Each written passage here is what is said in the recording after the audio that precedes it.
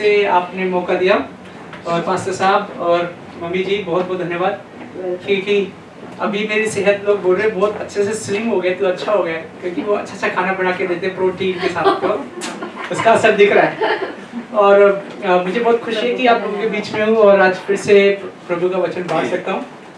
और इन तमाम चीज़ें जो के आसपास फैली हुई है, इनके लिए मैं माफ़ी चाहता हूँ। और थोड़ा जल्दी से दिखाऊंगा आपको कि हम बेसिकली करते क्या हैं। आप बहुत सारे लोग नहीं जानते, सिर्फ रविवार को आते इधर। तो होता क्या है कि हमने जो सेवकाई शुरू की थी वो 2012 में सिर्फ पार्क में बच्चों से मिलने के द्वारा की थी। ये मई महीने की फोटो है।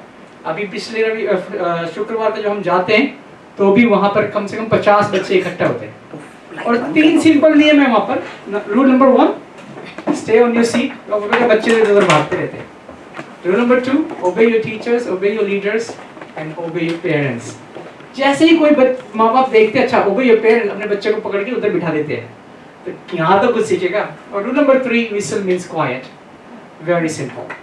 सो हमने ऐसे शुरू किया, और 3 साल पहले 2009 में हमें ये जगह मिली। और 2009 में तो हमें जो है किराया नहीं देना पड़ता था, लेकिन 2019 और 2020 में जो है हमें जो है 25%, 2021 में 50% रेंट देना पड़ता है। आप लोग भी थोड़ा कंट्रीब्यूट करते हैं, और 2022 में जो है 75% हो जाएगा, जो कि लगभग 33-34 हज़ार पर मंथ होगा। हम नहीं दे सकते, लेकिन हमारे खुदा के पास तो कोई कमी नहीं है, तो हम प्रार्थना करते हैं आमीन। तो कितना भी हो जाए, अगर प्रभु जितने दिन हमें जहाँ पे रखा है आनंद के साथ रखा है। तो ऐसे शुरुआत हुई पार्क से, और हम जो है सेवकाई करते हैं। और ये मेरी पत्नी है इधर, ये सारे हमारे प्रोडक्शन नहीं है, ठीक है। लेकिन जितने भी बच्चे हैं इस पिक्चर में देख रहे हैं आप, उनमें ज्यादातर बच्चों के पिता नहीं है। जैसे इसके पिता का देहांत हो गया है, और उसके पिता कहीं और चले गए, इसके पिता भी कहीं और चले गए। तो ऐसे बच्चों के बीच में, और ऐसे जो माएँ हैं सिंगल मदर, उनके बीच में हम सेवकाई करते हैं। तो इसीलिए आप देखेंगे उधर जो व्हाइट बोर्ड होता है, उसमें बच्चों को मंडे टू फ्राइडे क्लास होती है। इधर आते हैं, वो स्कूल के बाद खाना वाना इधर ही खाते हैं, खेलते हैं। स्कूल का होमवर्क नहीं है तो भी इधर ही आते हैं, क्योंकि मम्मी अक्सर काम पे गई होती है ना, तो ये उनका दूसरा घर है। तो इसलिए काफ़ी काम दुबाड़ा इधर रहता है। तो बच्चों के खिलौने उन्होंने भी रहते हैं। और ये 3 महिलाएं हैं हमारे पास। ये वाली मेरी पत्नी है, जो कि न्यूजीलैंड में पली बड़ी है। ये हमारी एक यूथ है जो फिलीपींस से है, और वो एक हमारी लेडी है, हेल्पर है, वॉलेंटियर है, और वो जो है थाईलैंड से है। इनके पति का जो है देहांत हो गया 6 साल पहले। बहुत निराशा में थी, लेकिन जब इन्होंने प्रभु को पाया और जाना, तो अभी जो है वो दूसरों को सेवा देते हैं। अगर आप मसीह में हैं तो आप लेने वाले नहीं, देने वाले होने चाहिए। आमीन। और अगर आप मसीह में होने के बाद अगर आप लेने वाले हैं, तो आपको थोड़ा चेक करना है, मैं भिखारी हूं कि मैं प्रभु की संतान हूं। आप में से सभी के पास कुछ ना कुछ देने के लिए, गाली नहीं। आपका समय, आपका केयर, आपका प्रेयर। आपको कोई बोलता है कि मुझे प्रभु ने कोई टैलेंट नहीं दिया है, तो मतलब उससे बड़ा तो कोई निराशावादी है ही नहीं। आप सबको कुछ ना कुछ दिया है। सुअर का टैलेंट क्या है पता है आपको? अरे यही सीखा है डुक्कर से। जो लोग मशरूम की खेती करते हैं ना जंगलों में, तो उनकी सूंघने की शक्ति बहुत अच्छी होती है, तो वो जमीन के नीचे भी खोद के निकाल देते हैं जमीकन और मशरूम, ठीक है। सुअर के अंदर भी टैलेंट है। और अगर आप बोलते हैं आपके अंदर कोई टैलेंट नहीं है, आप मदद कर ही नहीं सकते अनले में, अगली बार सुअर को याद रखें, है ना। जब भी कोई काम पूछे करने के लिए, अरे नहीं नहीं नहीं नहीं नहीं नहीं, नहीं। ऐसा नामुमकिन है कि अगर आपको प्रभु ने जन्म दिया है, ये शरीर दिया है, और आपके पास कोई टैलेंट ही नहीं है। एक और टैलेंट है लोगों में, वो बहुत कूट कूट के भरा होता है, वो होता है झूठ बोलने का। वो टैलेंट नहीं है, वो शैतानी चाल है। अगर शैतान आपको कुछ अच्छा करने से रोकता है, तो आपको सोचना है मैं कैसे मसीह में हूं, मैं भिखारी वाली हूं या संतान वाला हूं। आमीन। तो इसकी जो परिवार है, इसके माता पिता की जो है शादी टूट गई, ये भी निराशा में थी उसके ठीक जन्मदिन से पहले। तो ये इसके पति का देहांत हो गया, लेकिन ये सब लोग मिलके जो है सेवा दे रहे हैं। इसकी तनख्वाह मात्र जो वॉलंटियर से कुछ मिलती है $3000। यहाँ पे कोई है जिसकी 3000 तनख्वाह है? सबकी इससे ज्यादा ही है? इससे ज्यादा है ना सबकी? इतना 3000 है, इसकी 3000 तनख्वाह है और हमारा वो ऑफरिंग बॉक्स है तो वो खुला ही रहता है, आप भी कुछ चाहे तो डाल सकते हैं, नो प्रॉब्लम। मैंने उसमें एनवलप देखा, उसमें $300 निकले। तो हम कभी कभी जो है मदद के लिए देते हैं, कोई वॉलंटियरशिप के लिए, और उसने $300 उसमें डाल दिया। कितनी विश्वास योग्य अपना 10 मास देने में। 3000 में से 2700 लिया उसने और 300 उधर डाल दिया। और अपने बेटे का भी ध्यान करेगी, स्कूल की फीस भी भरेगी, कैसे कैसे करेगी नहीं पता। लेकिन जब आप प्रभु के प्रति विश्वास योग्य होते हैं ना, तो आपका जो प्रतिफल है, जो आपकी आशीष है, वो एनएलए से नहीं, पास्टर जॉन से नहीं, किसी विजय या व्यक्ति विशेष से नहीं, प्रभु की ओर से आएगी। आमीन। तो आप अपनी आशीष प्रभु से चाहते हैं या व्यक्तियों से चाहते हैं? प्रभु से। तो अगर आप प्रभु से चाहते हैं तो विश्वास योग्य रहिए, छोटे से छोटे में, बड़े से बड़े में। अगली बार आप बढ़ चढ़ के बोलिए कि प्रभु अगर सुअर को टैलेंट दे सकता है तो मैं तो उससे बढ़कर हूं, बता मुझे क्या करना है एनएलए के लिए। आमीन। और अगर आप नाना नाना करते हो तो नाना नाना करते, प्यार तुम्हें से कर बेटे गाना तो है ना, बहुत पुराना है। तो नाना ना मत कीजिए, शैतान की मत सुनिए। ये 3 लोग मिलके 400 परिवारों का ध्यान रखते हैं। इधर देखो, उनके लिए सामान तैयार करते हैं। इसलिए जो बॉक्स में देखोगे आप, कभी कभी सैनिटाइजर्स है, मास्क है, क्या क्या है, वो चीजें उनके लिए। कितनी सारी सिंगल मदर्स है, उन सब के लिए ध्यान करते हैं। इसीलिए मैंने अपना ऑफिस यहाँ से उधर लाई चिकॉक में शिफ्ट कर दिया, क्योंकि बहुत सारी सुंदर महिलाएं रहेगी तो मैं डिस्ट्रैक्ट होंगे ना। ऊपर से उनको कैसे मदद करनी है, उनको कैसे सेवा देनी है, तो वो महिलाएं ज्यादा समझ सकती है। तो इसीलिए बच्चों को सिखाने के लिए हमने लाइची कॉक में अपना दूसरा सेंटर खोला है। उसमें बच्चे फिल्म बनाना सीखते हैं और डिजिटल आर्ट सीखते हैं वगैरह वगैरह। तो इतने सारे बच्चे और कितने सारे दोस्तों ने कैश कूपन दिए, पार्किंग इसके दूसरे कूपन दिए। कुछ लोगों ने टैबलेट और लैपटॉप भी खरीद के दिए, क्योंकि सब कुछ तो ऑनलाइन हो गए थे ना कोविड में। तो प्रभु के बच्चे जो है वो देने वाले। अपने अगल बगल वालों को बोलो, प्रभु के बच्चे देने वाले हैं, लेने वाले नहीं है। आमीन। अब जब मैं कंप्यूटर सीख रहा था तो मैंने जो कंप्यूटर में पढ़ाई की है वो मास्टर्स ऑफ कंप्यूटर्स एप्लीकेशन। 7 से 9 साल मैंने सिर्फ कंप्यूटर ही पढ़ा है। और उस समय कंप्यूटर खरीदने के लिए सन 2001 में 35 से 40 हजार रुपए चाहिए थे। तो आज से 20 साल पहले। तो मैंने नौकरी करके पार्ट टाइम फुल टाइम से जोड़ के 5 साल लगे मुझे वो एक कंप्यूटर खरीदने में। और वो कंप्यूटर खरीदा मैंने, तब तक मेरा कंप्यूटर कोर्स खत्म हो गया है। मैंने बिना कंप्यूटर घर में कंप्यूटर कोर्स मास्टर ही कर लिए। तो उस समय अगर कोई मुझे आके बोलता कि विजय एक दिन आएगा कि तुम लोगों को लैपटॉप कंप्यूटर बांटोगे, मैं विश्वास करता, क्योंकि मुझे अपना खुद का कंप्यूटर खरीदने में 5 साल लगे, दूसरों को कैसे दूंगा। लेकिन प्रभु का हर एक वचन सत्य है। लिखा है आकाश और पृथ्वी टल जाएंगे परंतु मेरा वचन नहीं। पिछले साल हमने 15-20 लैपटॉप, टैबलेट, सर्फ क्या क्या बोलते हैं, डाटा कार्ड, आओ लो पढ़ो, वही विजय है। लेकिन परमेश्वर जब आशीष देता है तब आपको अपनी जेब से नहीं देखना है, परमेश्वर के हिसाब से सोचना। आमीन। हो सकता है आज आप इस स्थिति में है मेरी तरह, 5 साल तक आपको सेव करना पड़ सकता है, लेकिन वो दिन आएगा यदि आप अपना दिल बड़ा करेंगे कि प्रभु मैं देना चाहता हूँ, मैं देना चाहती हूँ, मैं योगदान देना चाहता हूँ, चाहे वो टैलेंट का हो, चाहे वो क्लीनिंग का हो, चाहे वो योगदान का हो, चाहे बाइबल पढ़ने का हो, चाहे भजन गाने का हो, चाहे किसी भी चीज का हो।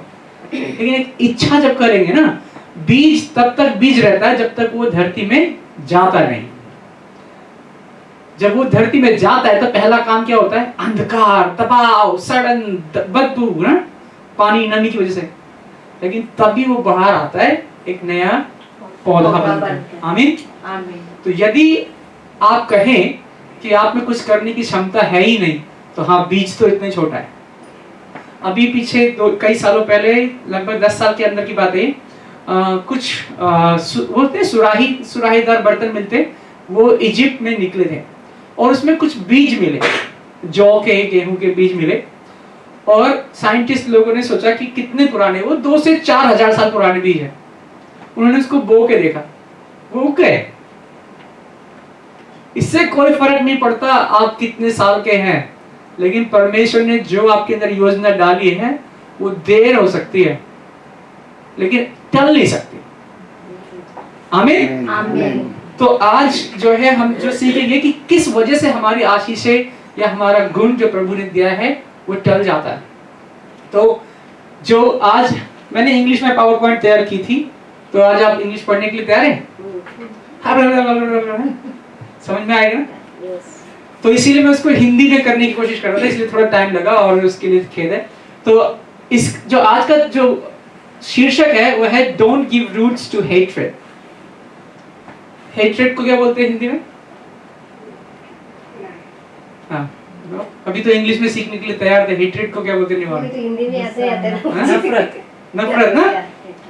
तो नफरत को जड़ मत पकड़ने दो, ये है आज का टाइटल। और आज जो हम पढ़ने वाले हैं वो बुक ऑफ एस्तर, पूरी बुक है ना जिसमें एस्तर की किताब, जिसमें ये भारत देश का नाम है, वो पूरी किताब पढ़ेंगे। लेकिन मैं टुकड़ों टुकड़ों में लाया हूँ, लेकिन ये आपको चेक करना है कि मैं बाइबल से बोल रहा हूँ या अपने मन से बोल रहा हूँ। जो मैं अपने मन से बोलूंगा उसमें कुछ भी ताकत नहीं है, क्योंकि विजय कितने साल जिएगा? 100 500 नहीं, 60 70 80 साल, लेकिन परमेश्वर का वचन अमर है। तो इसलिए आपको परमेश्वर के वचन से खोज करनी। तो आज जब हम सीख रहे हैं बुक ऑफ एस्तर से, तो इसमें कुछ नाम है वो याद रखना आप। नंबर 1 जो है बुक ऑफ एस्तर में वो है एस्तर, है ना? लेकिन याद रखना एस्तर का ओरिजिनल नेम है हदासा, ठीक है? उसके बाद एक और इंपॉर्टेंट कैरेक्टर है उसमें, उसका अंकल मोर्देकाई, और उसमें एक और व्यक्ति है उसका नाम है हामान, और उसके अंदर इसी किताब के अंदर है किंग शायर्स। शायर्स हिंदी में है और इंग्लिश में है जर्सिस, और ये है the kingdom of Persia. Real history है ना, जो पढ़ सकते हैं आप। और उसका 127 प्रांतों में फैला था उसका साम्राज्य, मतलब हिंदुस्तान के बॉर्डर तक। पहले पाकिस्तान हिंदुस्तान एक ही होते थे, वहां तक था वो राज्य। तो इसीलिए आप बाइबल को ले सकते हैं। वो इसलिए नहीं कि उसमें कुछ काल्पनिक बात है, वो इसलिए कि उसमें जो सच्चाई है, जो इतिहास है, वो आज भी मिलता है। इसलिए आप अपनी बाइबल पढ़ें, लेकिन दिमाग बंद करके नहीं, दिमाग खोल के। आमीन। और उसके अंदर एक और जो है एक नौकर है, उसका नाम है हगाई। ओके, तो ये जो मेन कैरेक्टर है। और अब हम अपनी किताब चालू करते हैं यहाँ पर। तो एस्तर 1 अध्याय, और उसमें पहले है जो आयतें हम पढ़ने वाले 1 6 7 11 12 13 और 19। बाकी आप अपने घर में पढ़ सकते हैं, और मैं आपको उत्साहित कर रहा हूँ कि प्लीज पढ़ें। अगर कल मैंने पिज्जा खाया था, आप में से कोई इसका टेस्ट बता सकता है? कौन सा पिज्जा खाया था? आपने खाया, आपको मालूम। करेक्ट। तो ये बाइबल मैंने पढ़ी है, तो आशीष किसको मिलेगी? आपको। सुनने वाले को मिलेगी। मैंने बोला आपको पाइनएप्पल पिज्जा खाया, बहुत स्वाद था। आपको समझ में आ रहा है क्या था?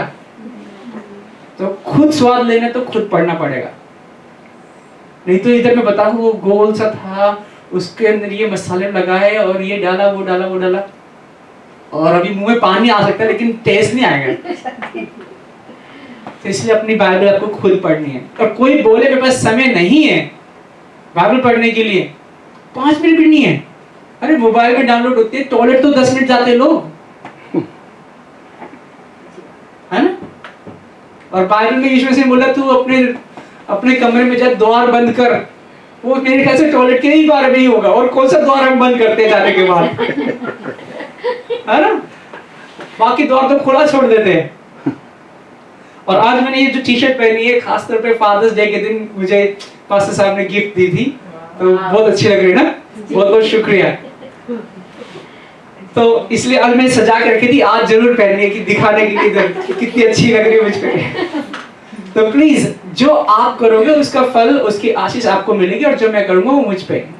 वचन सुनना अच्छी बात है, पिछली बार बोल रहे थे ना हम वचन सुनने के लिए आते हैं, मैंने बोला नहीं, वचन मानना उससे भी अच्छी बात है। आमीन। आमीन। क्योंकि वचन तो कोई भी सुनता है, ये दीवार भी सुन रही है, दीवारों में कान होते ना, लेकिन मान थोड़ी रहे हो। तो जब ये शुरू होती है और इसके अंदर एक पार्टी से शुरू होती है, इसके अंदर आप जब देखेंगे तो इसमें है 127 देशों पे जो राज्य करता है और वो राजा है शयर्स, और उसकी पार्टी शुरू है। ये पार्टी के अंदर लोग इंडिया तक से लोग आए हुए हैं, और ये इथोपिया देश है वहां पर है। और इसके जो जो लोग हैं, जैसे आप मेरे घर पर आओ कभी, मतलब मेरा घर तो इतना शानदार नहीं है, लेकिन राजा जो है लोगों को दिखा रहा है क्या है वहां पर। भोज तल पर चांदी की छड़ों में, संगमरमर के खंभों में बैंगनी रंग के पतले सूत की डोरियां पर सफेद सूती पर्दे टंगे थे। मतलब पर्दों की, अब इमेजिन करो आप, ठीक है, नीले रंग की झालरें लटक रही थी। लाल, सफेद, पीले और काले संगमरमर के फर्श पर सोने और चांदी के आसन रखे थे। अतिथियों को सोने की चषक में शराब पिलाई गई। ये चषक भिन्न भिन्न प्रकार के थे। सम्राट की शान और शौकत के अनुरूप शाही शराब अतिथियों को छक कर पिलाई गई।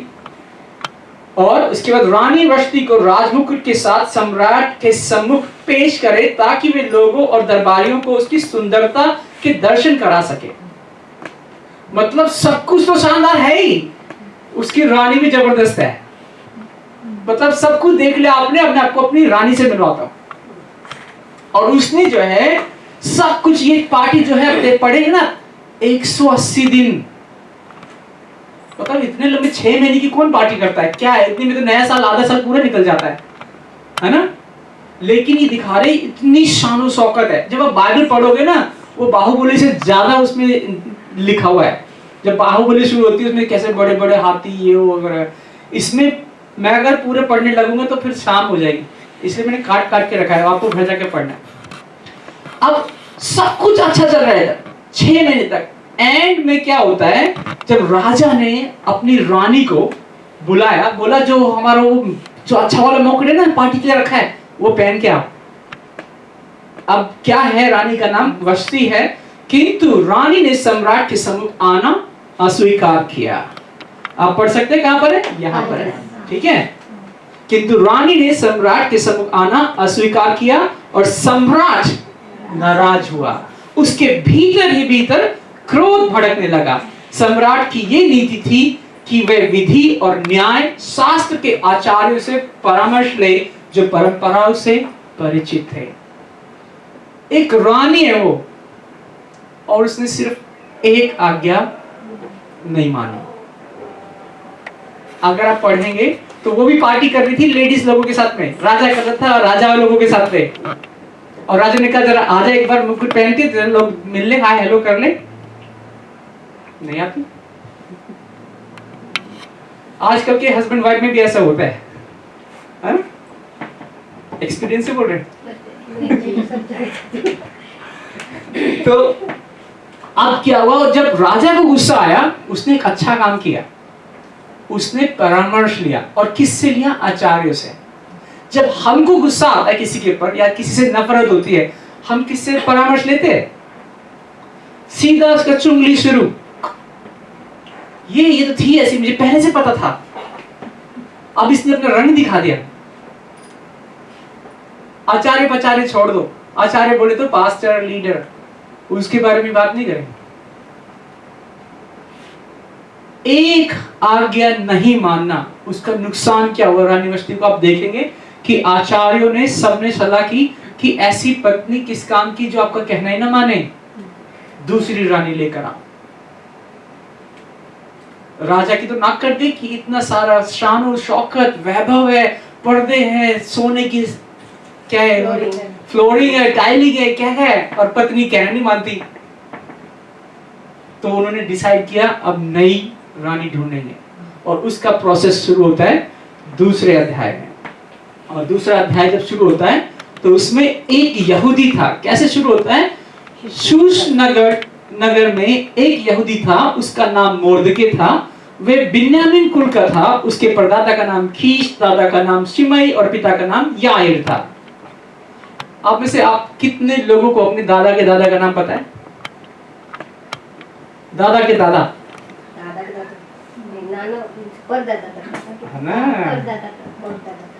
तो बाइबल में लोगों के नाम, उनके दादा परदादा गोत्र सब कुछ लिखा हुआ है।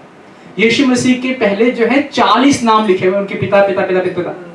मतलब ये है कि जो वो हिस्ट्री है वो सच है।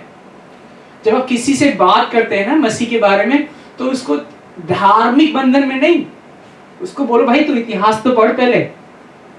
आपको अपने दादा के दादा का नाम नहीं मालूम, इधर सबका लिखा है, ठीक है।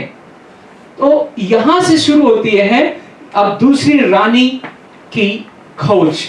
और ये देखो कि अगर आप पढ़ेंगे तो इस जो लड़की है उसका नाम है, क्या नाम है उसका, कोई बता सकता है? एस्तर। यहाँ लिखा हुआ है वो अपने चाचा अबीहल की बेटी हदासा अर्थात एस्तर को पाला पोसा करता था। जो मोर्दके है ना इधर, वो अपने चाचा की बेटी अबीहल की बेटी हदासा अर्थात एस्तर को पाला पोसा करता था, क्योंकि वो अनाथ थी, ना उसकी माँ थी और ना पिता। जब उसके माता पिता का देहांत हो गया तब मोर्दके ने उसको गोद लेकर अपनी पुत्री बना लिया। वो देखने में सुंदर थी। सोचो, ना उसके माँ है ना बाप। हो सकता है आपके पास कितनी भी कठिन और विषम परिस्थिति क्यों ना हो, लेकिन जब आपके पास प्रभु है ना तो वो काफी है। आमीन आमीन। और उसके माता पिता नहीं है, कुछ भी नहीं है, और वो उसको एक जो है रिश्तेदार पालता पोसता है, उसका नाम है मोर्दके, और अनाथ थी वो, लेकिन वो बहुत सुंदर थी। और उसके बाद क्योंकि उस समय ऐसा नियम था कि जैसे आजकल होता है miss universe, miss world, miss Hong Kong, miss India, उस टाइम पे भी होता था। जो आप सुंदर है आपको सीधा पकड़ के ले जाएंगे रानी चुनने के लिए। जिसको राजा चुन लेगा वो रानी बन जाएगी, बाकी वापस घर। तो उधर एक मिस इंडिया टाइप कॉन्टेस्ट शुरू हो चुका है, और उसमें उसको पता भी नहीं है वो पूरी जिंदगी अनाथ है, और उसको ले गए वो। आप जब पढ़ेंगे इसके अंदर, अनेक कन्याएं शूशन नगर में हेगे को सौंपी गई, उनमें एस्तर भी थी। वे रानीवास के प्रबंधक हेगे के संरक्षण में रहने के लिए राजमहल में लाई गई। आप ये देखिए कि एक तरफ तो रानी वष्टी थी, वो आज्ञा नहीं मानने वाली है, एक तरफ ये अनाथ लड़की है। कोई कंपैरिजन है? जब आप प्रभु में विश्वास करते हैं ना, तब आप अपनी समस्याएं मत गिनवाइए। आपके पास एक ही उपाय है हर बात के लिए, और उसका नाम है यीशु मसीह। आमीन। उसके पास 36 कारण है। उसके तो माँ भी नहीं है, बाप भी नहीं है, पता नहीं भाई बहन कुछ भी नहीं है, और वो क्या करती है कि घर में कभी आप देखोगे ना अनाथ क्या होता है तो आप महसूस नहीं कर सकते। और उसको उसमें लेके जब गए तो एस्तर को देखकर हेगे बहुत खुश हुआ। वो एक नौकरों का भी हेड होता है ना, उसका नाम हेगे। उसने उसके साथ कृपापूर्ण व्यवहार किया। उसने शीघ्र ही एस्तर को श्रृंगार का सम्मान दिया। इसके अतिरिक्त उसने उसे राजमहल की 7 चुनी हुई सेवकाएं दी तथा उसके भोजन की व्यवस्था कर दी। तत्पश्चात उसने एस्तर और उसकी सेवकाओं को रानीवास के सर्वोत्तम भाग में ठहरा दिया। जो प्रभु का अनुग्रह है ना, वो ऐसे आता है कि लोग देखते ही आपके प्रभु, जब प्रभु का समय आएगा तो वो आशीष आएगी। आमीन। आपकी परिस्थिति वहां पर आपको बताने की जरूरत नहीं है। अभी लगभग 10 दिन पहले मुझे एक दोस्त ने लंच पे बुलाया। बोले कहाँ पे मिलना है? बोले डीप वाटर बे में, उधर एक हांगकांग गोल्फ क्लब है, उधर लंच करेंगे। तो मैं गया उधर लंच करने के लिए। वो दोस्त मिला, तो साधारण सा खाना तो खाने होता है ना। और जब मैंने पूछा इधर मेंबरशिप लेने के लिए क्या करना पड़ता है, उसने बोला 12 मिलियन मेंबरशिप लेने के लिए देने पड़ते हांगकांग डॉलर। दोबारा नहीं आऊंगी इधर। 12 मिलियन मेरी औकात नहीं है, लेकिन प्रभु बोलता है बेटे जब मेरे साथ रहेगा 12 मिलियन कुछ भी नहीं है, तू जा खा, बिल वही देगा। आमीन। और जब आप प्रभु में विश्वास करते हैं ना, तो लिखा हुआ है कि प्रभु आपको अच्छे से अच्छे स्थानों में लेके जाता है, क्योंकि आप पैसे से नहीं सोच रहे हैं, आप अपनी लेवल से नहीं सोच रहे हैं, आप प्रभु में आनंदित है। आमीन। उस लड़की के साथ वही हो रहा है। वो किस घर में रहती है वो यहूदी का कुल है और उसमें यही सिखाया जाता है कि अपने प्रभु से प्रेम रख। आमीन। और जब वो आगे जाती है तो आप देखोगे, आपके इंडिया में शादी कितने दिन में होती है, जो हल्दी उल्दी लगती है? 3 दिन। उधर मुंबई में, उधर अलग अलग में 3 दिन, 4-5 दिन ना, 4-5 दिन, 5 दिन ना। आपको पता है कहां से शुरू हुआ ये सिस्टम? ये भी इधर बुक ऑफ एस्तर में पता चलेगा आपको। लोग अपने अपने बजट के अनुसार करते हैं। हमारे यूपी में 40 दिन कुछ ना कुछ रस्म शुरू हो जाती है और आखिरी 2 हफ्ते तो फिर रगड़ाई होती है, वही हल्दी हल्दी हल्दी हल्दी। तो 40 दिन पहले से ही लोग रिश्तेदार आना शुरू हो जाते हैं और गाना शुरू हो जाते हैं। इधर देखो, इधर एस्तर ने अपनी जाति और वंश के संबंध में कुछ नहीं बताया था, क्योंकि मोर्दकई जो उसका चाचा था या अंकल था, उसने आदेश दिया था कि अपनी जाति के विषय में किसी को कुछ न बताए। तो ठीक है, यहां पर उसने आज्ञा मानी, वस्ती ने आज्ञा नहीं मानी, और यहाँ पे एस्तर ने आज्ञा मानी। अब आपको चुनाव करना है, आपको आज्ञा नहीं मानने वाला बनना है या आपको आज्ञा मानने वाला बनना है। ओके, यहां पर जब देखेंगे तो यहां पर लिखा हुआ है 12 महीने तक कन्याओं का रूप संवारा गया, ये नियम था। 6 महीने तक गंधरस के तेल से तथा 6 महीने तक सुगंधित द्रव्य और उपटन के लेप से उनकी सौंदर्य सज्जा की गई। अपने श्रृंगार के लिए स्त्रियां उन वस्तुओं का उपयोग करती थी। जब 12 महीने बीत गए तब उन्हें नियम अनुसार बारी बारी सम्राट शायर्स के महल में लाया गया। कितने साल तैयारी? 12 महीने beauty parlour. Oh my goodness,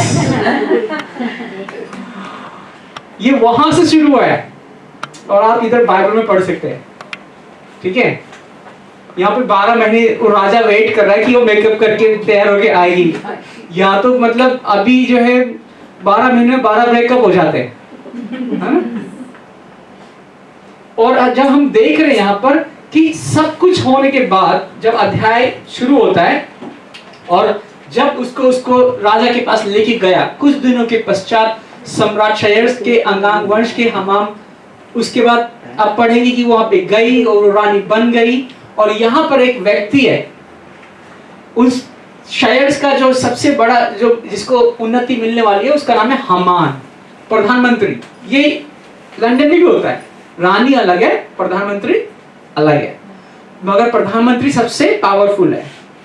तो आपको पता है एस्तर वहां पे रानी बन गई और राजा ने जो है एक प्रधानमंत्री चुन लिया, उस प्रधानमंत्री का नाम है हामान, और उसकी पदोन्नति की गई, उसे उच्च पद दिया गया और उसके सहयोगी सामंतों में उसे उच्चासन प्रदान किया गया।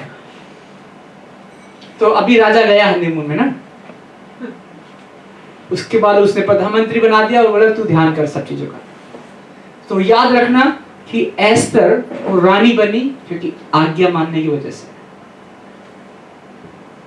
और वस्ती ने अपना साम्राज्य खोया, अपना सिंहासन खोया, अपना मुकुट खोया, अपना पद खोया, आज्ञा नहीं मानने की वजह से। तो जब आप प्रभु की आज्ञा मानते हैं ना, तो आपको आशीष प्रभु की ओर से आती है। अब ये प्रभु का नियम है, ठीक है? तो अपने पड़ोसी से अपने समान प्रेम रख। जब आप कुड़कुड़ाते, जलते हैं, नफरत को जड़ पकड़ने देते, उधर ही आपका आशीष करता रहता है, करता रहता है, करता रहता है। आप किसी के बारे में बोलते, कोई आपके बारे में बोलता है, और बस सिलसिला चलता रहता है।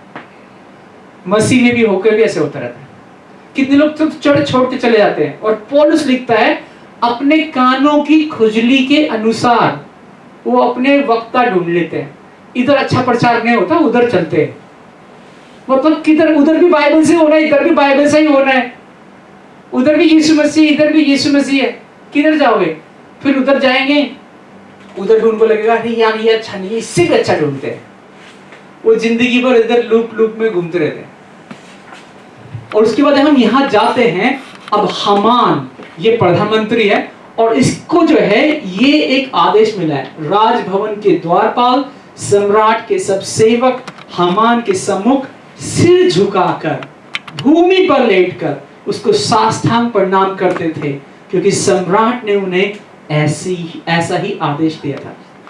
प्रधानमंत्री बन गया और उसके जैसे वो जहां से गुजरेगा लोग सीधा झुक जाएंगे सम्मान के लिए। अगर आपको ऐसा रुतबा दे दिया जाए कैसा लगेगा आपको कि जिधर से भी गुजरे हो आप मैडम,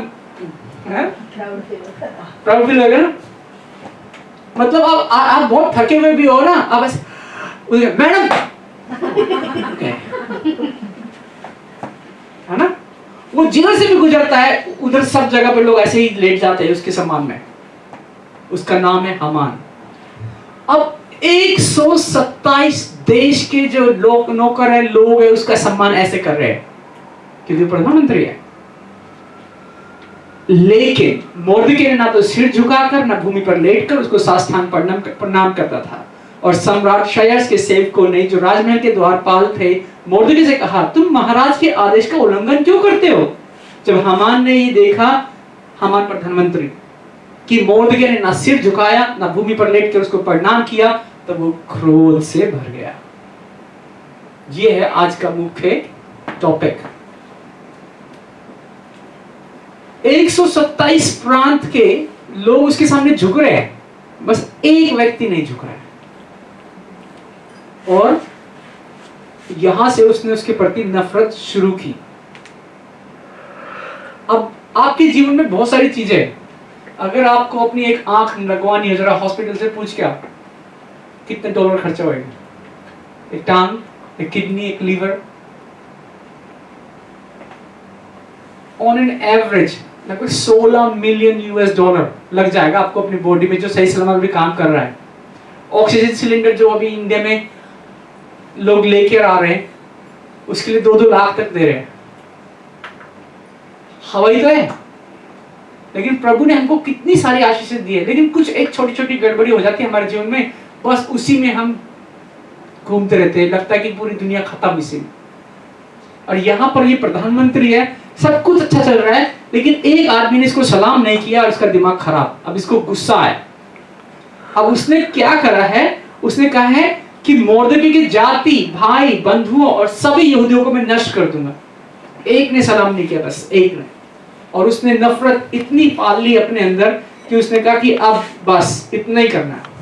और आपको पता है बाइबल इसके विषय में क्या कहती है?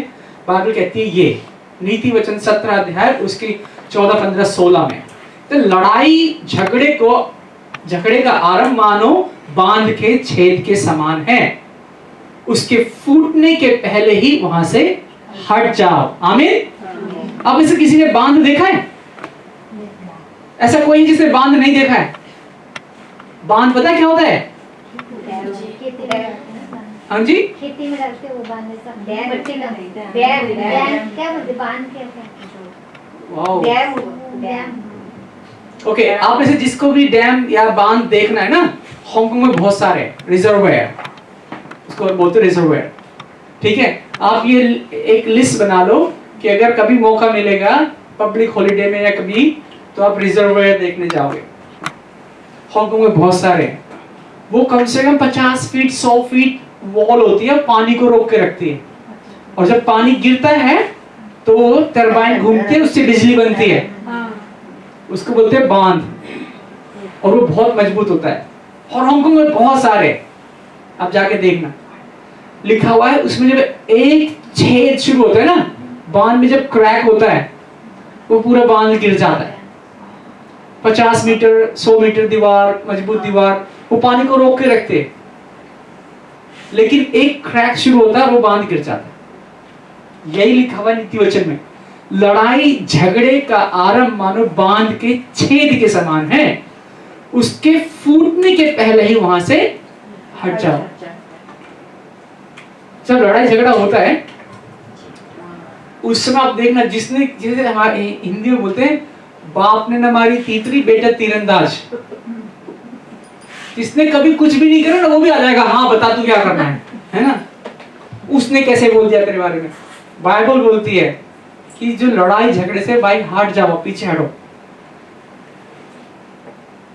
उसके बाद लिखा हुआ है, जो मनुष्य दुर्जनों का पक्ष लेता है, सज्जनों को दोषी बताता है, उसके कार्य प्रभु की दृष्टि में घृणित है। और एक और चीज इधर, मूर्ख मनुष्य बुद्धि को खरीदने के लिए अपने हाथ में दाम क्यों रखे हुए हैं जबकि उसमें समझ है ही नहीं। हमारे इंडिया में बोलते हैं तुझे खड़े खड़े भेज दूंगा मैं, ऐसे बोलते हैं। नीति वचन में लिखा है कुछ लोग सोचते हैं कि हमें बुद्धि पैसों से आएगी, कपड़ों से आएगी, सामान से आएगी, या अच्छा महंगा चीज करनी चाहिए। नहीं नहीं नहीं नहीं, बुद्धि उससे नहीं आती। आप बहुत सारे लोगों को देखोगे आप संडे में वो फेक एलवी का बैग लेके घूमते रहते हैं। एलवी गुच्ची का बैग फेक। एक बैग की कीमत होती है 10,000 से 1.5 लाख हांगकांग डॉलर, तब जाके वो लोग वो बैग खरीदते और पहनते। इधर आपने 250 रुपए में फुटपाथ से खरीद लिया, अब क्या दिखाना चाहते हैं? लिखा हुआ है मूर्ख, उसमें समझ तो है नहीं, वो सोच रहा है पैसे से मैं बुद्धिमान हो जाऊंगा। बुद्धिमान वो है जो प्रभु का भय मानता है। आमीन। और वो है जो झगड़े झगड़े में नहीं फंसता है। लेकिन हामान, उसको क्या पता प्रभु का वचन क्या बोल रहा है। ऐसे हमारे बीच में बहुत सारे लोग होते हैं। अब क्या हुआ कि उसने राजा को बोला कि कुछ ऐसे लोग हैं जो राजा का संदेश नहीं मानते, इनको यहाँ से खत्म कर देते हैं। राजा बोलता है भाई तू प्रधानमंत्री, तुझे तो ज्यादा पता होगा, कर दे। कहता लेकिन इसके लिए मुझे आपकी अंगूठी की जरूरत है। उस अंगूठी की राजशाही जो मोहर है वो लगा दो आप इस लेटर पे। कहता ठीक है, लगा दिया। और उन्होंने ये नियम निकाला, ठीक है अगले साल मार्च में हम सारे यहूदी लोगों को खत्म कर देंगे। ये आप पढ़ सकते हैं। और जहां जहां पर भी वो आज्ञा, वो आदेश पत्र पहुंचा, वहां पर लोग बहुत शोक करने लगे और उपवास भी किया और परमेश्वर के सम्मुख विलाप भी किया। और ज्यादातर लोगों ने टाट के वस्त्र पहनकर राख की ढेरी पर बैठ गए। पहले बहुत मस्ती से घूमते होंगे, अच्छे अच्छे कपड़े, अभी टाट पहन के बैठे। कुछ लोग जब प्रार्थना करते हैं जब समस्या आती है, उसके पहले वो प्रार्थना नहीं करते, उसके पहले घूमते रहेंगे। अभी कितने लोग आज नहीं है इधर ना, अभी देखना किसी को प्रार्थना करवाने के लिए आना होगा तो रात को 11 बजे पास्टर जी को फोन करके ढूंढेंगे। है पास्टर साहब, सही है ना? यस। ऐसे ही लोग पहले से भी ऐसे ही है, आप लोग कुछ नया नहीं कर रहे। वो पुराने टाइम में यहूदी भी ऐसे करते थे। जब ये लेटर आया ना कि अभी मरने वाले हैं, और प्रार्थना करना, उपवास करना सब शुरू कर दिया उन्होंने। लेकिन कैसे? क्योंकि हामान ने एक व्यक्ति से नफरत की, अब पूरे समुदाय से नफरत करता है। नफरत को जब आप जड़ पकड़ने देते हैं वो बांध के छेद के समान है। होती तो छोटी सी बात है, धीरे धीरे धीरे धीरे उसका विनाश बड़ा होते जाता है। और आप जब देखेंगे कि अब मोर्दके जो है एस्तर के पास जाता है, अरे तू तो रानी है, जाके राजा को बोल, समझा उसको कुछ ना कुछ। और रानी बोलती है इधर यहाँ पर कि 30 दिन से महाराज के पास नहीं बुलाई गई हूं।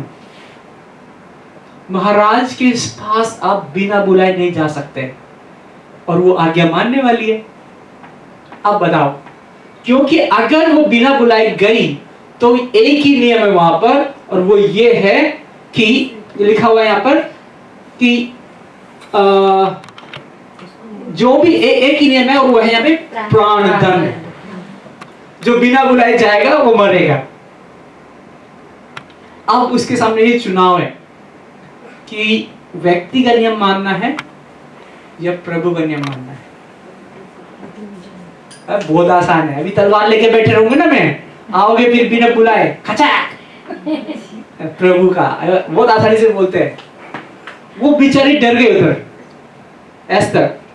और तब यहां पर वचन में लिखा हुआ है, ऐसे लिखा हुआ है, यदि तू इस संकट के समय में चुप रहेगी तो कहीं ना कहीं से यहूदियों को सहायता प्राप्त हो जाएगी। वो इस संकट से मुक्त हो जाएंगे, पर तू और तेरा पितृकुल नष्ट हो जाएगा। कौन जानता है ऐसे ही संकट के समय अपनी कौम को बचाने के लिए तुझे ये राज पद प्राप्त हुआ है। आमीन। आपको ये जीवन प्राप्त हुआ है कुछ नया करने के लिए, कुछ बेहतर करने के लिए, कई और जीवन में उद्देश्य लाने के लिए, कई और जीवन में आशा और आशीष और शांति लाने के लिए। और यदि आप चुप रहोगे तो प्रभु तो किसी को इस्तेमाल करेगा ही करेगा, क्योंकि कोई तो दुख में है ना। लेकिन अगर आज आप कहोगे ठीक है मैं प्रभु के आगे बढ़ूंगा, बढ़ूंगी, आपके लिए आशीष और बड़े काम वेट कर रहे हैं। आमीन। आमीन। अब वो क्या कहती है? कहती है ठीक है, अब जो होगा सो होगा, लेकिन यहाँ आखिरी लाइन में पढ़ोगे, यद्यपि ऐसा करना नियम के विरुद्ध होगा, यदि मुझे मरना ही पड़ेगा तो मैं मर जाऊंगी, लेकिन ये काम जरूर करूंगी। एक बार फिर से उसने मोर्देकै की आज्ञा को माना। आमीन।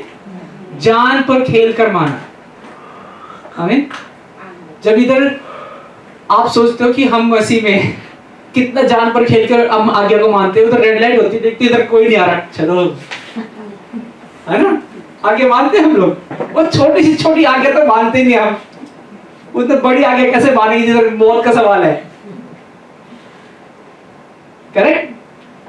तो दूसरों को न्याय नहीं करना, अपना न्याय करना है। यदि आप आज्ञा मानने वाले हैं तो आपकी आशीष प्रभु की ओर से आएगी। यदि आप चुप रहेंगे, प्रभु तो किसी और को भी इस्तेमाल कर लेगा, गधे को भी इस्तेमाल कर लेगा, लेकिन आप अपना अवसर खो देंगे। आमीन। ओके, आप जाते हैं हम अगले अध्याय में, 5 अध्याय में। यहाँ पर क्या देखते हैं हम कि रानी जो है, रानी ने बोला कि तुम मेरे लिए प्रार्थना करना, सब कुछ करना, मैं जा रही हूँ। ओके, अब रानी गई राजा के महल में। इमेजिन करो कि राजा बैठा हुआ है उधर, कुछ मीटिंग चल रही, जो भी चल रही है। अब रानी जा रही है उधर, लाइफ एंड डेथ। लेकिन जैसे ही गई, राजा ने नजर उठाई, देखा ओह रानी आ रही है, और देखो क्या बोला उधर उसको। राजा ने अपना राजदंड उठाया। अगर वो राजदंड उठाता है तो मतलब आप बच जाओगे, अगर नहीं उठाया तो आप मरोगे। ओके, जैसे ही वो उधर आगे बढ़ी और जाते ही उसने, वो राजा के पास जा रही है। अब राजा ने अभी तक राजदंड उठाया नहीं है, और वो जा रही है और जा रही है और जा रही है। वो सोच रही कि और कितना, अब पीछे भी नहीं जा सकती, आगे जा सकती है, और राजा उसकी तरफ देख रहा है। आते के साथ ही उसने राजदंड को छुआ। जैसे छुआ, राजा ने राजदंड को उठाया और उसकी जान बच गई। और सम्राट ने पूछा, महारानी एस्तर, क्या बात है, आपको क्या चाहिए? आपकी हर इच्छा पूरी की जाएगी। यदि आप मेरा आधा राज्य भी मांगेंगी तो मैं आपको दे दूंगा। जब आप प्रभु का वह मानते हैं ना, तो सिर्फ जान नहीं बचती और बहुत कुछ बचता है। आमीन। और वो गई, और इसको देख के तो मुझे लग रहा सही में, मतलब अभी मरने वाले, अभी एकदम से। और उसके बाद रानी ने बोला, बस छोटा सा ही काम है। कहते क्या? कहते मैं आपके साथ डिनर करना चाहती हूँ, और मेरे डिनर का प्लान है, आज शाम में आ जाओ। तो बस राजा को भी पता है, अगर कोई पत्नी डिनर बनाए और बुलाए और आज स्पेशल है, कुछ तो होएगा ना। करेक्ट? ओके, उसके बाद उसने एक और व्यक्ति को बुलाया। कहते आप और आपका प्रधानमंत्री दोनों आ जाओ डिनर में। इधर हम इनमें पढ़ते हैं, हम जब वो दोनों गए, अब हामान तो और भी खुश, तो रानी खाना बनाएगी मेरे लिए। मतलब सब लोग तो मेरे सामने झुकते थे, सलाम ठोकते थे, अभी रानी मेरे लिए खाना बनाएगी, मतलब मैं तो राजा के बराबर ही हो गया। रानी ने खाना बनाया, उसने खाया, और वो वहां से बाहर निकला। और जब वो बाहर निकला वहां से, तो क्या देखा? बहुत खुश था वो। जैसे ही वो वहां से बाहर निकला और उसने देखा कि एक भाई साहब हैं, उसने उसको सलाम नहीं किया, और लिखा हुआ उसके सम्मान में वो खड़ा नहीं हुआ और ना वो उससे डरा। तब मोर्देकै के प्रति क्रोध से भर गया और उसने अपने क्रोध को रोका और घर चला गया। मतलब अभी वो बहुत खुश था कि रानी ने खाना बनाया, ये करा वो करा, लेकिन जैसे उसने उसको सलाम नहीं करा, उसको पारा फिर से हाई। बहुत सारे ऐसे लोग हैं। अभी हम यहाँ से वचन सुन के जाएंगे, नीचे जाएंगे, एक मैसेज आएगा फोन में, वापस अपना कलर चेंज। गिरगिट क्या चीज है हमारे सामने, है ना? बहुत सारे ऐसे लोग हैं, वो जैसे चर्च से जाते ना, वो बाहर यहाँ से वो सड़क पार रखते, उधर सिगरेट निकालते। मैंने बोला यार क्या है? कहते नहीं, चर्च में नहीं पीते हम वैसे तो। ओके, अब ये भाई साहब जो है इतना गुस्से में भरे पड़े, और उसके बाद अपने घर तो गए। अब जब ये घर गए तो वहां पर उसने अपनी पत्नी से पूछा कि उसने अपनी पत्नी को बताया, इधर अपने दोस्तों को बुलाया और बोला कि भाई इधर कि भाई मित्रों को बुलाया, कहते अरे आपके लिए रानी ने खाना बनाया था, कैसा रहा आज का दिन। तो यहाँ पे बताता है वो कि अपने दोस्तों को बुलाया, अपनी पत्नी जैरेश को भी बुलाया और सबको बताया भाई भाई क्या है ये वो है। उसने ये भी बताया कि सम्राट ने उसका कितना सम्मान किया, उसकी पदोन्नति की, अपने सब दरबारियों और पदाधिकारियों में उसको सर्वोच्च पद प्रदान किया। हामान ने आगे कहा यहाँ तक कि महारानी एस्तर ने भी अपने द्वारा तैयार किए गए भोज में महाराज के साथ किसी को नहीं बुलाया, सिर्फ मुझको। वो बहुत खुश है। प्रधानमंत्री के बारे में बोल रहा हूं। उसके बाद इधर क्या होता है, और कल भी उन्होंने मुझे महाराज के साथ निमंत्रित किया है। तो जब रात को राजा ने बोला अब तो बता दो क्या है, कहते सुबह बताऊंगी। उसके बाद कहता है यहाँ पर सब कुछ अच्छा चल रहा है। यहाँ देखो जब मैं राजभवन के प्रवेश द्वार पर उस यहूदी मोर्दे को बैठा हुआ देखता हूं तो ये सब आदर सम्मान व्यर्थ लगने लगता है। एक नफरत की जड़ उसने पाल रखी है। रानी उसके लिए खाना बना रही है, पूरे 127 देश के लोग उसके लिए सलाम ठोक रहे, बस एक समस्या पकड़ के बैठे हुए। इधर पास्टर कितना प्रचार करते हैं, कितने बाइबल सिखाते हैं, आपके जीवन में एक समस्या पड़ी हुई है, बस उसी में लगे रहते हैं आप। हामान के साथ वही हो रहा है। मतलब अगर कैरी लैम आपको डिनर पे बुला ले, बताओ कैसा लगेगा आपको, है ना? अगली बार सुबह न्यूज में सब जगह आप ही आप हो। वही हो रहा है उसके साथ, लेकिन उसको खुश नहीं है। अभी जो है आप में से अधिकतर महिलाएं यहाँ पर बाइबल में ना कलेक्शन है कैसे पत्नियां अपने पति को सलाह देती है। उसमें से एक पत्नी है वो ऐसे सलाह देती है अपने पति को, जब उसके पति को कोढ़ हो जाता है, वो कहती है, ये अय्यूब की पुस्तक 2 अध्याय उसके 9 और 10 में है, उसमें वो ऐसे कहती है कि उसकी पत्नी ने उससे कहा क्या तुम अब भी अपने आदर्श पे अटल रहोगे, अपने परमेश्वर को कोसो और मर जाओ। कभी ऐसी पत्नी बोलती है अपने पति को मर जाओ? आप तो बहुत सुशील है, शिष्टाचारी है, संस्कारी है ना, कभी नहीं बोलते। ख्याल आता लेकिन ख्याल भी नहीं आता। अरे वाह बहुत अच्छे ऐसे इंसान होते मुझे यकीन नहीं है, लेकिन आज यहाँ एनएलए में है। चलो प्रभु का धन्यवाद। ये पत्नी बोल रही है अपने पति को परमेश्वर को कोसो और मर जाओ। उसके बाद उसका पति अय्यूब ये परमेश्वर का भय मानने वाला है, और इसका शब्द सुनो क्या कहता है, तू एक मूर्ख स्त्री की तरह बक रही है। मतलब पति पत्नी ऐसे ही बात करते, चाहे वो बाइबल में हो चाहे रियल लाइफ में। क्या बक रही तू, चुप कर मूर्ख स्टूपिड। अरे पास्टर साहब ये पति पत्नी का कन्वर्सेशन चल रहा है इधर। उसके बाद लिखा हुआ है यहाँ पर, वो कहता है कि क्या हम परमेश्वर के हाथ से केवल सुख ही सुख ग्रहण करें और दुख नहीं। अय्यूब पर ये विपत्तियां आई किंतु उसने पाप नहीं किया और अपने परमेश्वर को नहीं कोसा। आमीन। अब हामान अपनी पत्नी को बता रहा है और उसकी पत्नी ने उसको सलाह दी। एक उसकी पत्नी ने उसको ये सलाह दी, तुम एक काम करो 20 मीटर ऊंचा फांसी का खंभा बनवाओ और उसे अपने आंगन में गड़वाओ और कल सुबह उस मुर्दे को उस पर टंगा देना। अब इसका पति है ये कहता हाँ आइडिया तो अच्छा है। अबे भाई तुम्हें अपने दुश्मन को मारना है तो अपने घर में लाके क्यों मारना है, अगर मारना भी तो उसको 20 मीटर खंभे में क्यों टांगना है। वो पति बोलता हाँ गुड आइडिया। वो कंस्ट्रक्शन काम शुरू करवा दिया उसने, कहता राजा से मिलने जा रहा हूं मैं और उधर से आते वक्त उसको बंदी बना कर लाऊंगा और इधर टांगेंगे अपने आंगन में। आप करेंगे ऐसा? उसके बाद ये अपने घर में प्लान चल रहा है इसका। इधर राजा है, इसको नींद नहीं आ रही और राजा उस रात को सो न सका और उसने अपने मंत्री को बोला भाई इधर आ, थोड़ा हिस्ट्री की बुक लेकर पढ़ते हैं उसमें कुछ। और पढ़ने के लिए जब 6 अध्याय में देखते हैं कहते हैं किसने अच्छा काम किया राजा के लिए। उसमें पता चला कि कुछ लोगों ने षड्यंत्र रचा था राजा को मारने के लिए और उसमें से एक व्यक्ति ने राजा की जान बचाई, उसका नाम था करेक्ट गुड, उसका नाम था मोर्दके। उसने कहा फिर हमने क्या मोर्दके के लिए कुछ किया जिसने राजा की जान बचाई? उसने फिर हिस्ट्री की पुस्तक को पढ़ा, उसने कहा नहीं नहीं नहीं उसमें तो कुछ भी नहीं है, हमने कुछ के लिए कुछ की नहीं। चलो ठीक है सुबह हामान आएगा उससे पूछूंगा। अगली सुबह जब हामान आता है तो उससे राजा पूछता है, कहता है एक बात बताओ जिससे महाराज प्रसन्न हो उसे क्या देना चाहिए, उसके लिए क्या करना चाहिए। आप जब यहाँ पे पढ़ोगे जिससे महाराज प्रसन्न है उसको सम्मान कैसे देना चाहिए।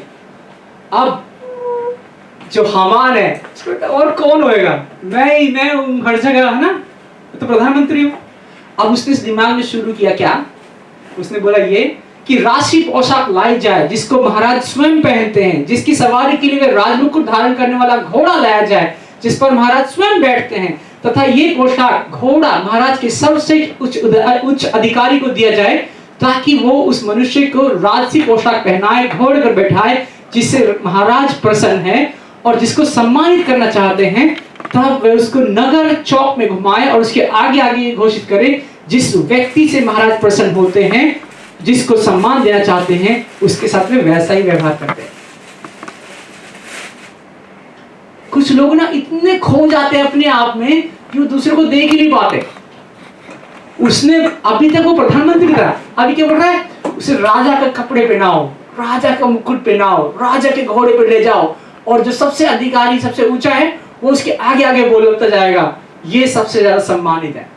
राजा भी बोलता है गुड आइडिया, ऐसा ही करते हैं। वो जो मोर्दकाई बैठे ना उधर सड़क के पास, उसको ऐसा सम्मान देने का है। उसका दिमाग इतना खराब हुआ। तो ये है कि जब आप किसी के प्रति नफरत करते हैं, नफरत को जड़ पकड़ने का मौका देते हैं, आप आशीषित होते हुए भी आशीष का आनंद नहीं ले सकते। दूसरी तरफ वो सड़क पे बैठा हुआ है लेकिन प्रभु में भय लगाता है, इसीलिए उसके सामने झुकता नहीं। और अब देखो, उस वही राजा की उसको पोशाक पहना के, राजा का उसको मुकुट पहना के, राजा के घोड़े पे, और राजा क्या बोलता है, कहता है ठीक है, जैसा तूने कहा है, इधर शीघ्रता से राजसी पोशाक और घोड़ा लो, राजभवन के प्रवेश द्वार पर बैठने वाले यहूदी मोर्दकाई के साथ ऐसा ही व्यवहार करो, जैसा जैसा तुमने कहा है पूर्णतः वैसा ही करना, कुछ भी मत छोड़ना। तो जब आपकी आशीष प्रभु की ओर से आती है ना, एक इंच 1 सेंटीमीटर भी वो कम नहीं हो सकती, क्योंकि वो प्रभु की ओर से आती है। कई बार लोग ये सोचते हैं कि अरे ये तो मुझे मिलना चाहिए था। जब प्रभु देता है तो कोई ले नहीं सकता उसके आपके अलावा, आमीन।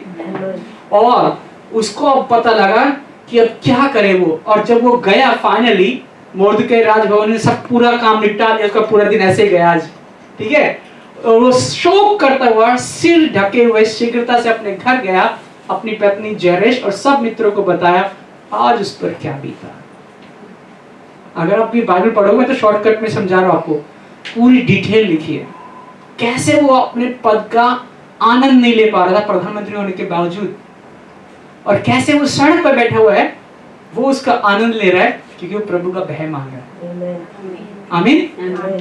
अब यहाँ पर ये वचन कहता है, व्यवस्था विवरण 32 अध्याय उसकी 35 आयत, उसमें लिखा हुआ है प्रतिशोध लेना मेरा काम है, मैं बदला लूंगा। उनके पैर निर्धारित समय पर फिसलेंगे, उनके घोर संकट का दिन समीप है, उनका सर्वनाश अविलंब होगा, मतलब जल्दी होएगा।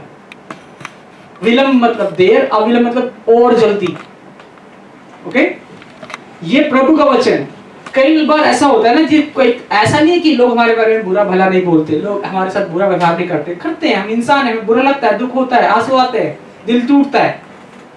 लेकिन उसी स्थिति में प्रभु कहता है बेटा, मेरी बेटी, तू बदला मत ले, मुझे इसका हिसाब चुकाने दे। लेकिन जब ही होगा ये जब आप उसको मौका दोगे, आमीन। आधे टाइम में तो आप ही जल जाते हैं हीरो बन के, कैसे चुकाते हैं हम, हाँ रोए, उसके बाद उसकी बुराई करी, उसके बाद उसकी बुराई करी, उसको पॉपुलर कर दिया, है ना। प्रभु को तो मौका दिया ही नहीं। प्रभु कहता ठीक है, तू करती रहे, करता रहे, तुझे तो मेरी जरूरत है ही नहीं। यहाँ प्रभु बोल रहा है, वो जो पूरी दुनिया ब्रह्मांड का रचने वाला है, कहता है एक बार तो मौका दे, क्योंकि जो तेरे साथ बुरा कर रहा है उसका पैर फिसलने पर है, और जिसका साथ प्रभु छोड़ दे फिर वो कभी नहीं उठ सकता। ये प्रभु का वचन है, लिखा आकाश और पृथ्वी टलेंगे पर वचन नहीं, आमीन। तो कई लोग ऐसे हैं जो फिसलने की कगार पर है, आपके पास मौका है, उतनी फिसलने वाली जगह पे चलते जाओ, फिसलो और मरो, या प्रभु की आज्ञा मानो और वापिस आ जाओ, आमीन। यहां पर इफिसियों में लिखा हुआ है, इसीलिए आप लोग झूठ बोलना छोड़ दें, अपने अपने पड़ोसी से सत्य बोलें, क्योंकि हम एक दूसरे के अंग हैं। यदि आप क्रुद्ध हो जाएं, मतलब गुस्सा हो जाएं, तो इस कारण पाप ना करें। सूरज के डूबने तक अपना क्रोध कायम नहीं रहने दें। शैतान को अवसर नहीं देना चाहिए। आमीन। यहाँ तो क्या सूरज के ढलता है, इधर तो महीना, साल, 10 साल, पिछले साल, लगता है पिछले जन्म की बात भी याद है ना? आप प्रभु के क्रोध को अवसर दो। आप प्रभु में हो, आप मसीह में हो, ऐसा नहीं कि आपका दिल नहीं टूटेगा, लेकिन आपको जो राहत देने के लिए वो स्वयं प्रभु होएगा। आमीन। बशर्ते आप उसको मौका दें। ये सूरज जो ढलता है वो इसी बात की एक निशानी है कि ये मैंने आज का हिसाब प्रभु को दे दिया, आज के मैंने आंसू ये प्रभु को दे दिए। आमीन। और यहाँ रोमियो में लिखा है, हे प्रिय भाइयों और बहनों, आप स्वयं बदला ना लें, बल्कि उसे परमेश्वर के प्रकोप पर छोड़ दें, क्योंकि धर्म ग्रंथ में लिखा है, प्रभु कहता है, प्रतिशोध लेना मेरा काम है, मैं ही बदला लूंगा। आमीन। आप बदला लोगे सुपारी के लिए किसी को दोगे? एक बार एक लेडी ने मुझे फोन किया, कहती मैं गुंडे लेकर तेरे घर आ रही हूँ हांगकांग में। मैं बोला क्यों? कहते तूने मेरी बेटी को भगाया है। बोला मगर मैं तो इधर ही हूँ। मैंने किधर भगाया? कहती नहीं, तूने अपने दोस्त के साथ भगाया। मैं अगर मैं भगाता तो आपका फोन उठाता, और मान लो मैंने आपकी बेटी और उसको भगाया, बताओ उसमें मेरा क्या फायदा? थोड़ा तो अकल का इस्तेमाल करो, क्योंकि हाँ तुम्हारा तो कोई फायदा नहीं, तो मेरा फिर मेरे घर कुंडी लगी क्यों आ रहा? आ जाओ, चाय बनाता मैं। तो आपको प्रभु को जो मौका देना है। उसी समय अगर मैं डर जाता, दिमाग काम नहीं करता, तो वो सच में पहुंच जाती इधर, लेकिन प्रभु ने उस समय बुद्धि दी। तो जब आप बुद्धि का इस्तेमाल करते हैं, उसी समय अगर आप क्या बात कर रहे हो, तुमको इतने खिलाया पिलाया, इसीलिए तुम यही है, नमक खराब नहीं कर रहे हो, वगैरह वगैरह। मैं भी इधर से चढ़ जाता, तो गुंडे लेके आ रहा है, इधर भी मेरी आर्मी है की। ऐसे होता है ना। जब आप प्रभु की बुद्धि इस्तेमाल करते हैं, तब नफरत नहीं, तब प्रभु की सामर्थ काम करती है। आमीन। और यहाँ लिखा हुआ है एस्तर ने, ये आखिरी अध्याय तक, ठीक है। जब आप पढ़ेंगे, मैं आपको एनकरेज करूंगा कि आप घर जाके पढ़ें इसे, ठीक है। सम्राट की सेवा करने वाले खोजे में से एक खोजा हरगोना ने सम्राट से कहा, महाराज के प्राण बचाने वाले मोर्दकै के लिए 20 मीटर ऊंचा फांसी स्तंभ हामान ने बनवाया है, वह उसके निवास स्थान में खड़ा है। कहता यार, जिसने राजा की जान बचाई, ये उसको मारने के लिए अपने घर में खंभा खड़ा करके रखा इसने। एक काम कर, इसको हटा दो। जो खंभा उसने खड़ा करा था, एक नफरत की वजह से उसने उसको सलाम नहीं किया एक बार, और वो नफरत बढ़ती गई और उसकी जान लेके गई। आपके जीवन में भी अगर किसी के पास किसी ने किसी को कोई शब्द बुरा लगा है, तो उसको प्रभु को दो, प्रभु उसका हिसाब किताब करेगा। लेकिन आज आपके पास यह मौका है, आप आज्ञा मानने वाले बनेंगे एस्तर की तरह, मोर्दकै की तरह, या नफरत पालने वाले बनेंगे हामान की तरह। क्योंकि यदि आज आप अपना चुनाव करते हैं, तो ये वचन आपके लिए है। यह हिजकिय्याह 36 अध्याय उसकी 26 और 27। क्या हम साथ मिलकर पढ़ सकते हैं? चलिए पढ़िए। दूंगा और तुम्हारे भीतर एक नई आत्मा उत्पन्न करूंगा, मैं तुम्हारे हृदय से तुम्हारा पाषाण हृदय निकाल कर तुम्हें संवेदनशील हृदय दूंगा, मैं तुम्हारे भीतर अपना आत्मा प्रतिष्ठित करूंगा, तब तुम मेरी संविधियों के अनुसार आचरण करोगे और मेरे आदेशों का तत्परता पूर्वक पालन करोगे। आमीन। आप में से अगर अभी भी अपना वो पुराना टूटा हृदय लेके रहना चाहते हैं तो कोई बात नहीं। यहाँ पर लिखा हुआ है पाषाण हृदय, ये थोड़ी बाइबल की लैंग्वेज है। पाषाण बोले तो पत्थर।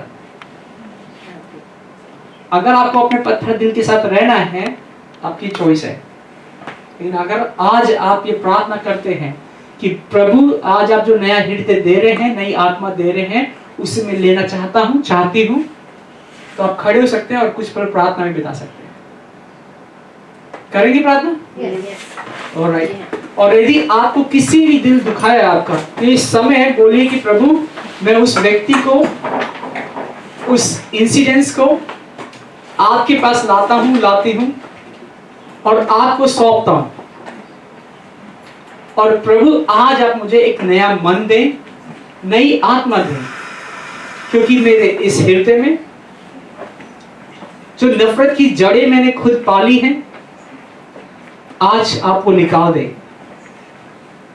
और यीशु मसीह जैसे यहेजकेल की पुस्तक में लिखा है उसके 36 अध्याय और 26 और 27 में कि मैं तुम्हें एक नया हृदय दूंगा, तुम्हारे भीतर एक नई आत्मा उत्पन्न करूंगा, मैं तुम्हारे देह से तुम्हारा पत्थर दिल निकाल कर तुम्हें एक संवेदनशील हृदय दूंगा, मैं तुम्हारे भीतर अपनी आत्मा प्रतिष्ठित करूंगा, अपनी सब विधियों के अनुसार आचरण करोगे और अपने आदेशों को पूर्वक पालन करोगे। प्रभु आज हम प्रार्थना करते हैं, जबकि एनएलए के लोग यहाँ पर हैं, परमेश्वर ढीठता की बातें जाती रहें, परमेश्वर नफरत की बातें जाती रहें, चुगलखोरी की बातें जाती रहें, रोने धोने की बातें जाती रहें। परमेश्वर आपने इन लोगों को चुना है, ये आपके चुने हुए लोग हैं, और परमेश्वर इनमें एक उद्देश्य भरे, एक प्रकाश भरे, ताकि ये बहुत सारे लोगों तक आपके इस प्रकाश को, आपके इस उत्साह को, आपकी इस शांति को, आपकी चंगाई को, आपकी प्रार्थना को दूसरों तक लेके जाने वाले बनने पाए। जैसे एस्तर जो है, उसके माता पिता बचपन में ही देहांत हो चुका था, वो अनाथ थी, लेकिन आपने उसे रानी बनाया। परमेश्वर हो सकता है कि इनकी किसी भी प्रकार की परिस्थितियां क्यों ना हो, लेकिन ये आपके लिए, आपके बेटे बेटियां हैं, आपके राजकुमार, आपकी राजकुमारियां हैं। परमेश्वर हर एक नकारात्मक बातों को आप इनके हृदय से निकाल दें, हर एक डर को आप निकाल दें और इन्हें होने दें, एक ऐसा हियाव दें। बेशक से ये मुर्दकाई की तरह सड़क में क्यों ना हो, लेकिन इनका सम्मान आपकी नजरों में राजा के समान है। परमेश्वर होने दे कि आपकी आत्मा इस जगह पर भरने पाए, और प्रार्थना करते हैं खास तौर पे पास्टर जॉन और उनके परिवार के लिए। परमेश्वर आप जानते हैं कि जो आपके पीछे चलते हैं, जैसे एस्तर चल रही थी तो उसके जीवन में मृत्यु और जीवन की घड़ी आ गई थी, तो जो आपके पीछे चलते परमेश्वर उनके लिए सरल नहीं है।